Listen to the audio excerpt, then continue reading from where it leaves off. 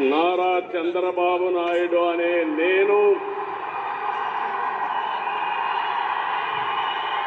శాసనం ద్వారా నిర్మితమైన భారత రాజ్యాంగం పట్ల నిజమైన విశ్వాసం, విధేయత చూపుతానని, భారతదేశ సార్వభౌమాధికారాన్ని, సమగ్రతను కాపాడుతానని ఆంధ్రప్రదేశ్ రాష్ట్ర ముఖ్యమంత్రిగా